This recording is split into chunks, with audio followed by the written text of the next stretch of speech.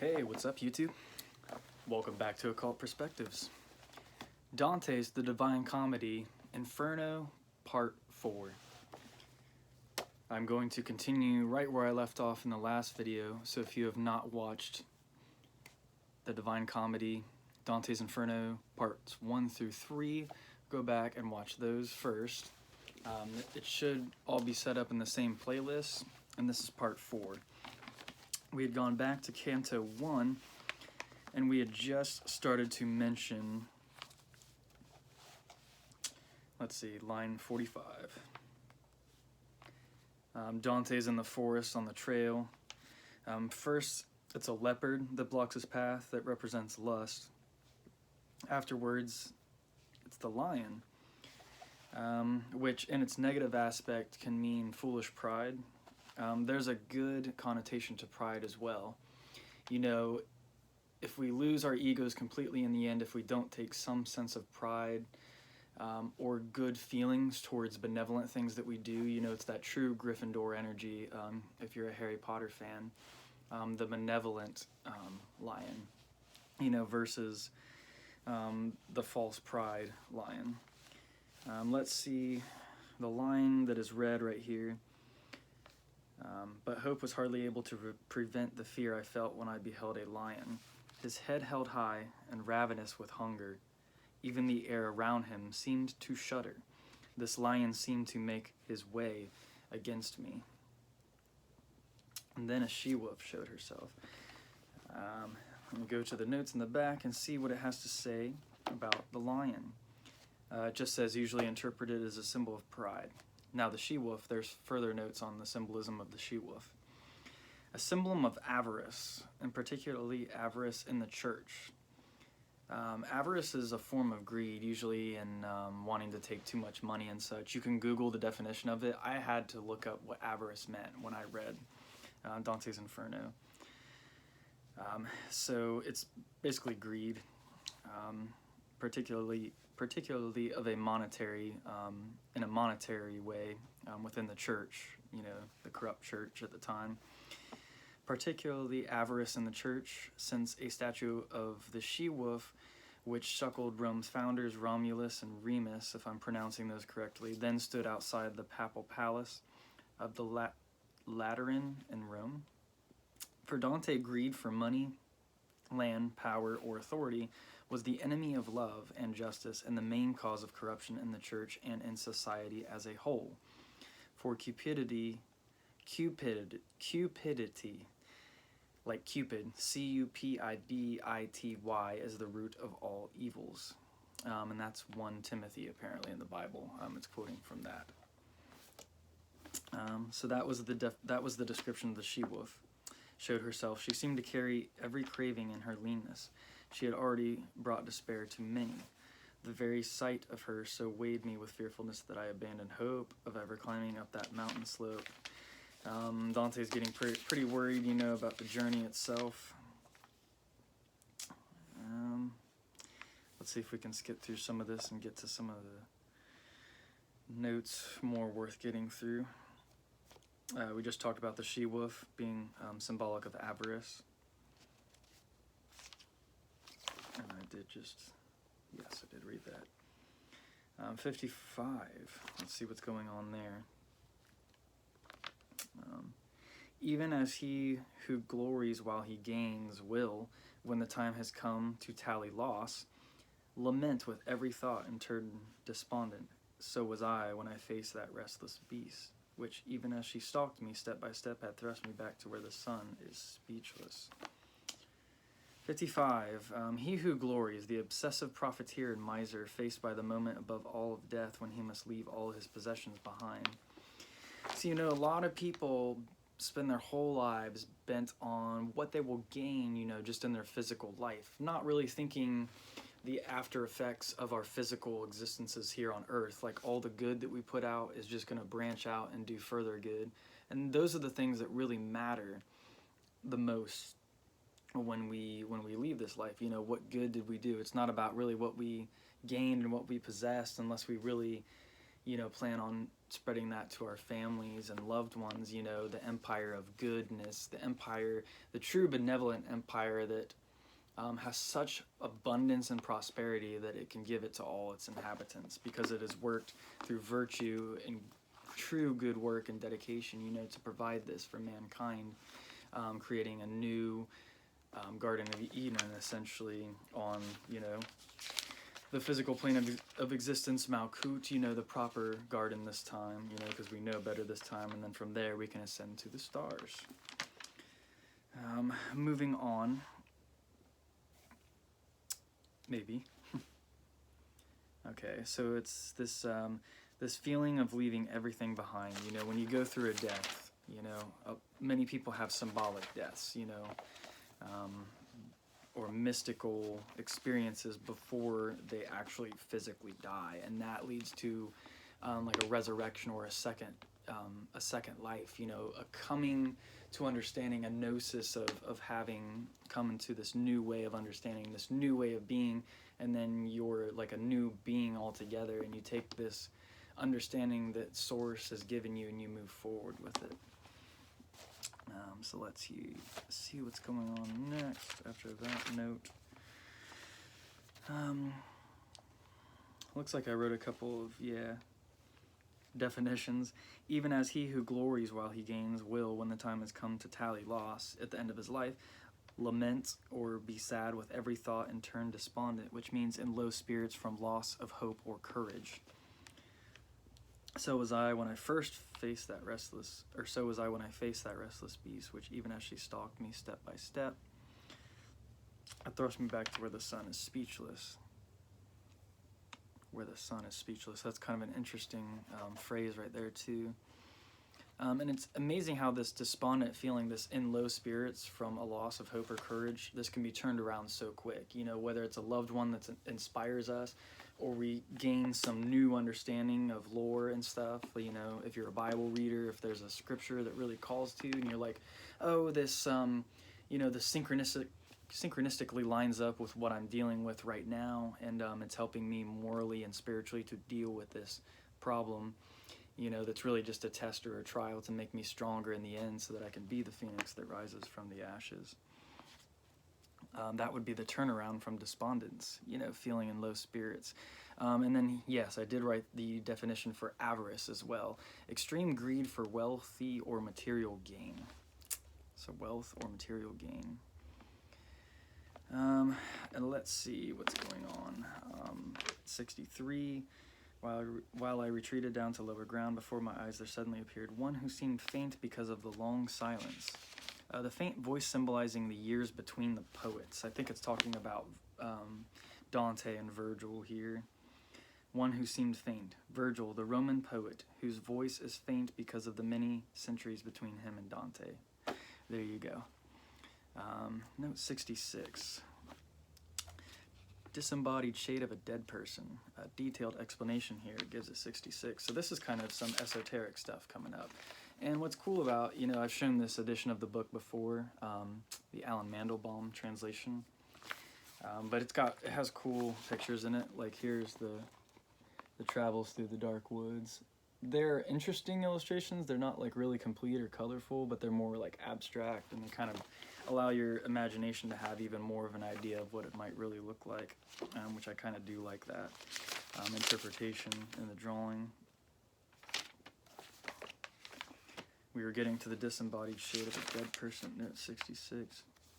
Wherever you may be, a shade, a man, he answered me, and this is Dante speaking to Virgil, I believe. He answered me, not man, I once was man. Both of my parents came from Lombardy, and both claimed Mantua as a native city, and I was born, though late, sub Julio, and lived in Rome under the good Augustus. So I guess, does it really start? Okay, here we go. It's note 66, not the line 66, that actually tells us the definition of a shade, though. A shade is the disembodied soul of a dead person. In Latin, umbra means shade. Sounds kind of reminds me of umbrella almost. In Dante's afterlife, the immortal human soul has been separated from matter, the body, by death. but it retains its appearance by giving its form to the air around it. So a shade, it's the immortal human soul that's separated from the body, but it retains its appearance by giving its form to the air around it. That's an interesting thing to note as you read further in Dante about shades. When it comes to, they refer to shades. What other interesting notes? 71. Interesting tying together of Israel and the Roman world government. I put New World Order, question mark, NWO. History of pagans transitioning to Christianity, the eras changing. So let's read that note. Augustus, the second Roman emperor from 27 BC to AD 14. In Dante's scheme of history, while God's plan for the spiritual salvation of the human race was being fulfilled by the Jews in Israel, he was also working through the Romans to create the empire, world government by a single monarch, which reached its climax during the reign of Augustus, when Christ was born. As an effect, a Roman Jew, Virgil, had therefore lived at the zenith of pre-Christian civilization and Rome's imperial destiny, but he had died just before the era of unassisted human reason, natural ethics, and the worship of the pagan gods had been superseded by the era of divine revelation, redemption through Christ, and the religion of the one true God. Dante's Virgil is his guide, mainly within the sphere of rational inquiry, but he is also, above all, the soul of the master poet whose epic poem, the Aeneid, had celebrated the origin of the Roman Empire and the civic and moral values of Augustan Rome. So I do want to make an interesting note here. They talk about, when they do away with unassisted human reason, natural ethics, and the worship of the pagan gods, and they create this new Christian era or whatever, don't throw the baby out with the bathwater when it comes to pagan stuff. It's, I just think, it's more of a unified understanding of deity. I think the Christianity got a lot of good points right when it talks about the monotheistic nature of source, source consciousness.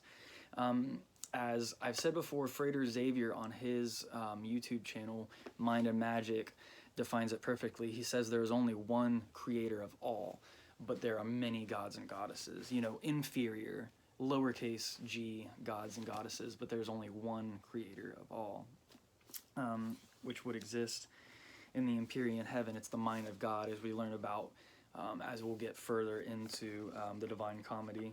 There's so much to cover in here, and that's why I'm really just trying to roll through it.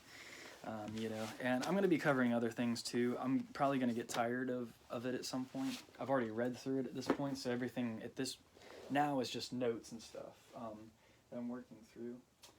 I did buy the Aeneid, and I tried to start reading it, and it is a much harder read than even Dante. I think it's the way it was written. Even though it's translated, it's still like really Old English. And that story was written, Dante is written like 1300, and this is like, I want to say it's like, maybe, I forget what time they started writing it, but it's like way before, closer to like, shortly after, I would say AD even started. Or no, maybe it's closer to 70 BC or so. But anyway, the Aeneid was written way before Dante's Inferno or the Divine Comedy. That is an important thing. And I think it's more of a historical myth, whereas, yes, the Divine Comedy has history and myth, but it's more of a soul journey story, I think, rather than a historical one. There's a lot of historical stuff in here, but there's a lot of deep, esoteric Kabbalah things going on, as we'll get into later, if I don't keep getting distracted, and I'm going to move forward. Okay.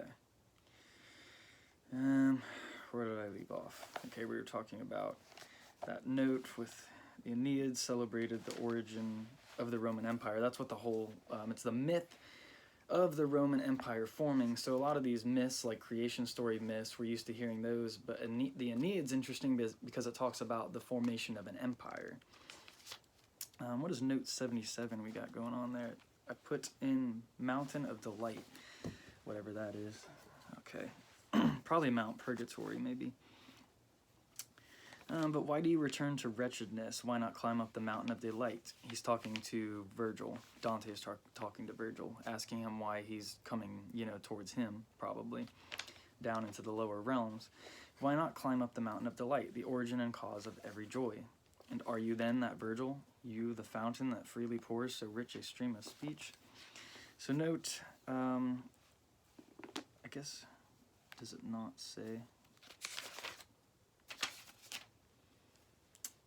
There's no note on the Mountain of Delight, but I'm assuming it's talking about Mount Purgatory. The next note I have is 96, so let's jump to that. The beast that is the cause of your outcry allows no man to pass along her track, but blocks him even to the point of death. And I believe at this point they are still talking about the she-wolf.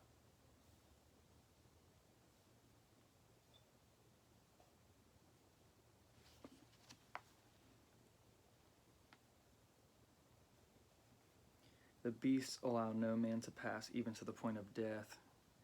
I just thought that was an interesting, thing. It's like if you don't work, symbolically, if you don't work through,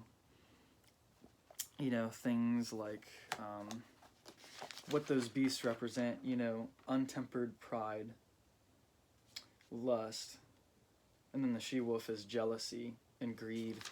If you can't work through those beasts, they will push you to the point of death, is essentially what that's saying. It's a really deep kind of thing going on there. Her nature is so squalid, so malicious that she can never sate her greedy will.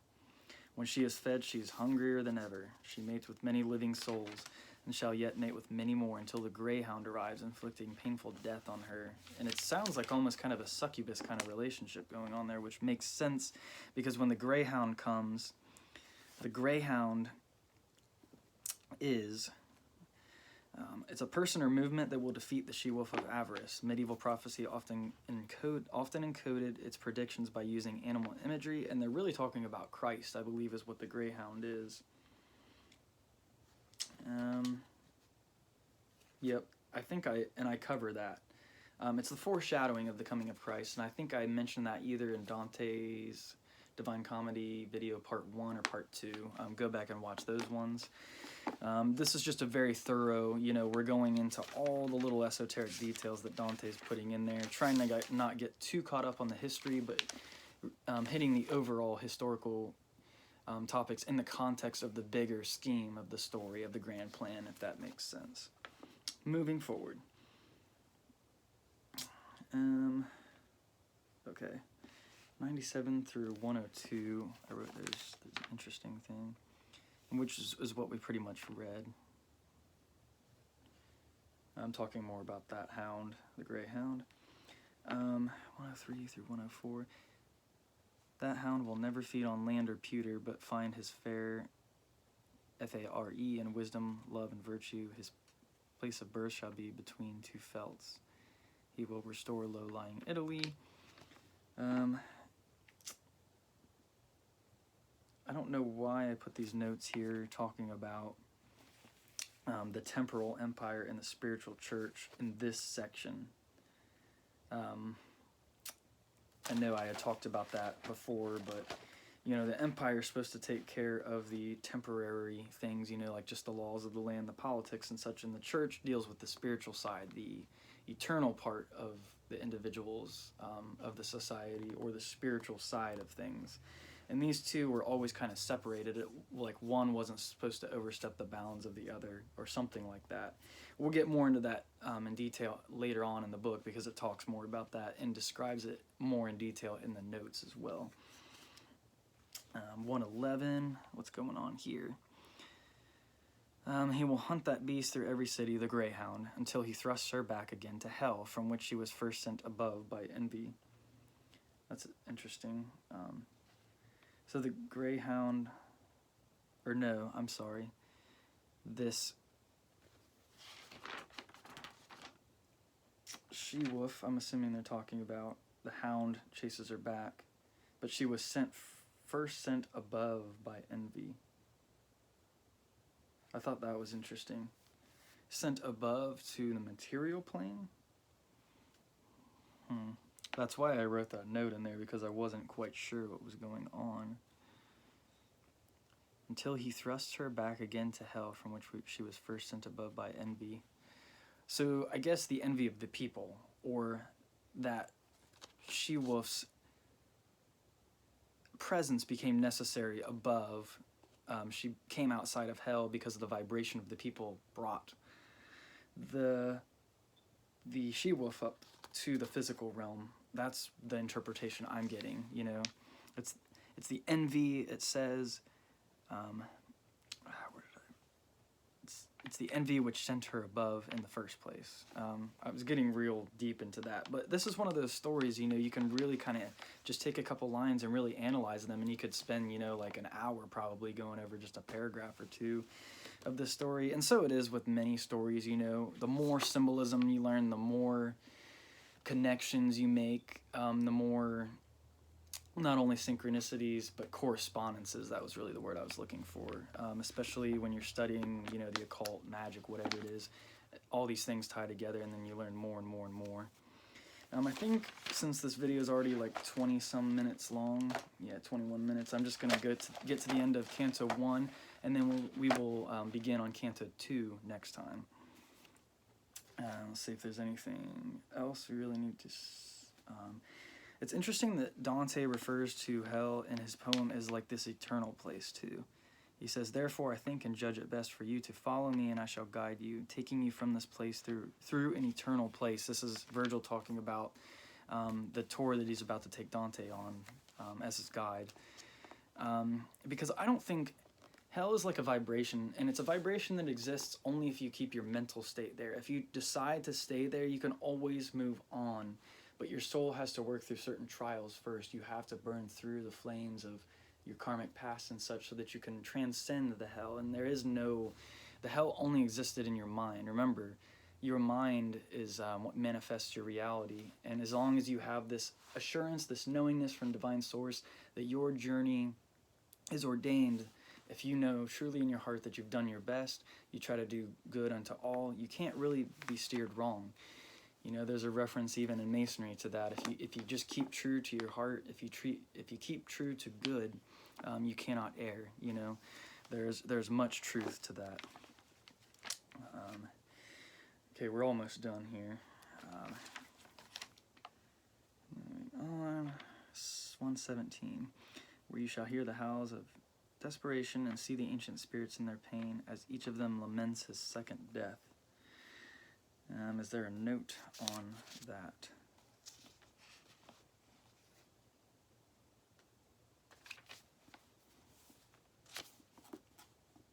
Damnation of the soul, essentially. So you're hearing, like, in this section... Well, no, I'm sorry. Virgil's telling Dante that when you go there, you'll hear the howls of desperation and see the ancient spirits in their pain. You know, however old these spirits are, they're different ages, the ones that have come here already. And they foreshadow a lot of souls that are to go to hell, you know, basically later on in the book or after the book's written and Dante goes back to Earth. As each of them laments his second death, and you shall see those souls who are content within the fire. It's like they've chosen to burn, you know, there. It's like they don't want to rise above, for they hope to reach whenever that may be, the blessed people. If you would then ascend as high as these, a soul more worthy than I am will guide you. He's talking about Beatrice. I'll leave you in her care when I depart.